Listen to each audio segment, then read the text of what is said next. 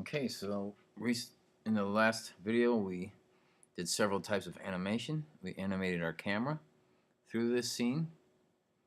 We animated the different layers or creatures, the fog, simple animation, simple motions, transformations.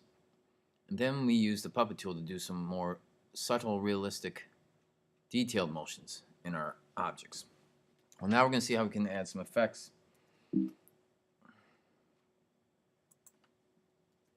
And I'm going to add a rain effect. What I'm going to do is click on my Dracula layer here. Layer, new. We're going to have a blank adjustment layer. Now adjustment layers could have several basic transformation effects. We're not going to use those though. We're going to add an effect to this layer. You can add several, but I recommend just doing one effect per layer. For this one, we're going to simulate rain. There's all kinds of cool simulations here, snow and all kinds of other things. We're going to do rainfall. It may take a minute for that to go on there. As I scroll through here, you can see how there looks like there's rain falling through there. Sort of hard to see. It's a little small. It's pretty effective though. I could play this, and you can start to see some of the rain falling through there. It's going to take a bit to render that. You can see there's rain falling through there. So, I mean, that's good enough. You could just do that. Just have your basic rain effect on there.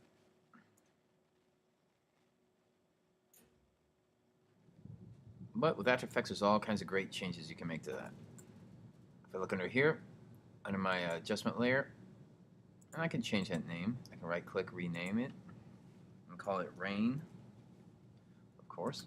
And I see there's my basic transformations, just like on my other layers, but now let's just add that effect. There's my effect transformations I can do. I can either access those down here, or if I click on that layer or that effect, they also appear up here in my effects panel. So my projects panel back here and my effects control panel up here. So sort of the same thing. I can change how many drops are coming down, more or less. I'll do less. I can change the size. I want them to be pretty thick for this scene. Scene depth, you know, how deep do those raindrops fall? Are they close or are they further away also? The speed, the wind effect. I can make a stronger wind so they're not straight down. They sort of follow different directions. Variation of the wind. I can make that really vary so there's a lot of scattered rain. Spread. How far apart are they? Opacity. Are they more see-through, less see-through? If you want to see them a little more, we can make them less opaque. What influences the background? I mean, how does it reflect the background to make it sort of more realistic? And there's all kinds of other changes you can make. Refracting, soft, solid, whatever. Okay, you can experiment with those on your own. Random speed, random seed. Now when I come through here, there's some pretty cool looking raindrops come through. I may have made them a little too big. So let me make them a little smaller.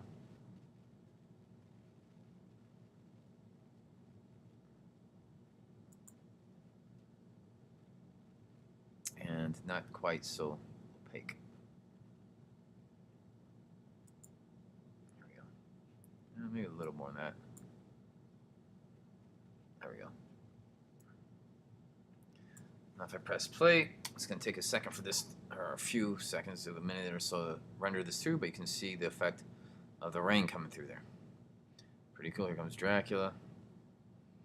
It's a rainy scene. Now when this blows or plays through at a regular pace, it'll look pretty cool, pretty realistic. And that's how you can add rain.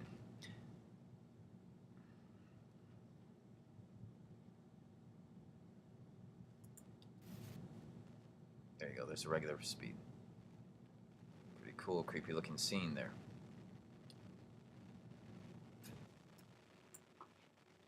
And next we'll learn how to render this out so I can actually view it as a movie, put it on Facebook or YouTube or just play it for my own enjoyment.